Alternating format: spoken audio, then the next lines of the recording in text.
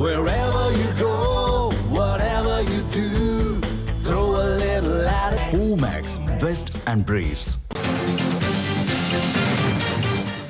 அண்மைச் செய்தி. சென்னையில் மனித முடி ஏற்றுமதி நிறுவனங்களில் அமலாக்கத்துறை அதிரடி சோதனை மேற்கொண்டு வருகிறது.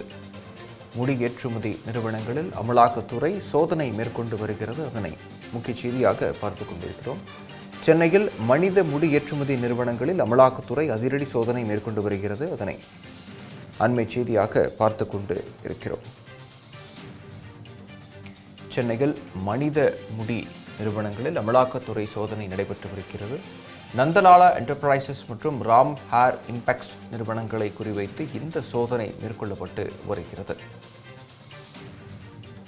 சென்னை விமான நிலையத்தில் ரூபாய் 1.15 கோடி அமெரிக்க டாலருடன் செனகல் நாட்டைச் சேர்ந்த நபர் பிடிபட்ட நிலையில் இந்த சோதனை நடைபெற்று வருகிறது. சென்னை விமான நிலையத்தில் 1,15,00,000 அமெரிக்க டாலருடன் செனகல் நாட்டைச் சேர்ந்த நபர் பிடிபட்ட நிலையில் இந்த சோதனை மேற்கொள்ளப்பட்டு வருகிறது. கடந்த 3 ஆண்டுகளாக 2 மாதங்களுக்கு ஒரு முறை இந்தியா பணப்பரிவர்த்தனை செய்தது இந்த கைதில் தெரிய வந்திருக்கிறது.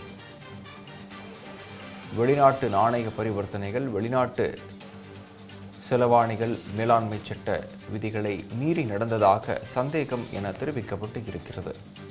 இது குறித்த கூடுதல் விவரங்களை வழங்க இணைகிறார் எமது செய்தியாளர் சம்பத். சம்பத், விவரங்களை வழங்கலாம். வணக்கம் விக்னேஷ். சென்னையில ஏற்றுமதி நிறுவனத்துல அமலாக்கத்துறை அதிகாரிகள் நடத்திய சோதனையில ரூபாய் 50 கோடிக்கும் அதிகமான வெளிநாட்டு நாணயத்தோட விதிமீறல்கள் நடைபெற்றிருக்கிறதாக விசாரணையில் தெரிய வந்திருக்கிறது. இது தொடர்பாக அமலாக்கத்துறை அதிகாரப்பூர்வ செய்தி வெளியிட்டிருக்கிறார்கள்.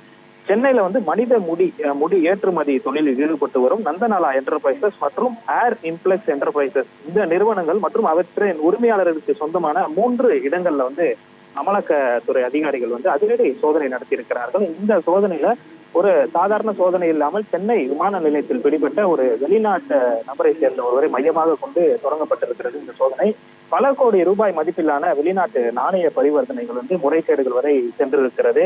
இந்த அமலாக்கத்துறை வெளியிட்டிருக்கக்கூடிய தகவலின்படி செங்கல் நாட்டை சேர்ந்த ஒருத்தர் சென்னை விமான நிலையத்தில் அதிகாரிகளால் தடுத்து நிறுத்தப்பட்டிருக்கிறார். அவரிடமிருந்து சுமார் 1.15 கோடி மதிப்பிலான அமெரிக்க டாலர்கள் இருந்ததாக கூறப்படுகிறது. பொதுவாக இந்த அளவுக்கு பெரிய அளவிலான வெளிநாட்டு நாணயத்தை ஒருவர் கொண்டு வரும்போது அதற்கான ஆவணங்களும் அது சட்டப்பூர்வமாக பெறப்பட்டதற்கான ஆதாரங்களும் இருக்க வேண்டும். ஆனால் அந்த நபரிடம் அவ்வாறான எந்த ஒரு ஆவணமும் இல்லை என அதிகாரிகள் தெரிவித்திருக்கிறார்கள். விசாரணையில் அந்த நபர் முதலில் மும்பை விமான நிலையம் வழியாக இந்தியாவுக்குள் வந்திருப்பதாகவும் அப்போது தன்னிடம் இருந்த வெளிநாட்டு நாணயத்தை அதிகாரிகளிடம் அறிவிக்காமல் சென்னை விமான நிலையத்திற்கு கொண்டு வந்திருக்கிறார்.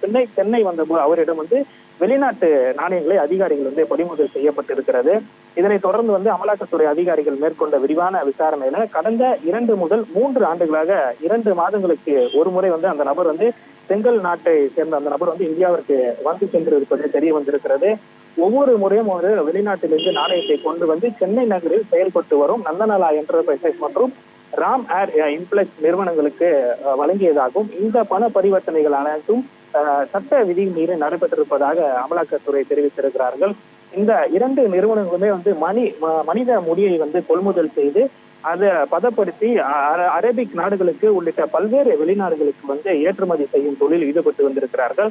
இந்த நிறுவனங்கள் செயல்பாடுகள் குறித்து கிடைத்த அந்த தகவலின் அடிப்படையில் சென்னை நகரில் உள்ள 3 நிறுவனங்கள்ல அமலாக்கத்துறை அதிகாரிகள் சோதனை நடத்தியிருக்கிறார்கள். அந்த சோதனை பல முக்கிய ஆதாரங்கள் கைப்பற்றப்பட்டு இருக்கிறது. குறிப்பாக ஏற்றுமதி மூலம் கிடைத்த இந்த வெளிநாட்டு வருவாய் நேரடியாக வெளிநாட்டு நாணயமாக பெற்றதற்கான ஆவணங்கள், துபாயை மையமாக கொண்டு நிறுவனங்கள் மற்றும் அதன் மூலம் வெளிநாட்டுக்கு வாடிக்கையாளர்களுடன் வணிக பரிவர்த்தனைகள் நடைபெற்றதுக்கான பதிவுகள், ஹவாலா பரிவர்த்தனைகள் தொடர்பான தகவல்கள், வெளிநாட்டு நாணய வசூல் பதிவுகள், டிஜிட்டல் சாதனங்கள் மற்றும் மின்னணு ஆதனங்கள் மற்றும் உள்ளிட்ட பல்வேறு ஆவணங்கள் அதிகாரிகள் சிக்கியிருக்கிறது.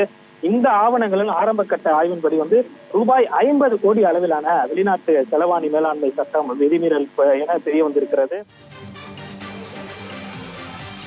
விவரங்களுக்கு நன்றி சம்பத். தமிழ் ஜனம் சேனலை சப்ஸ்கிரைப் பண்ணாம பார்த்துட்டு இருந்தீங்கன்னா மறக்காம சப்ஸ்கிரைப் பண்ணிடுங்க.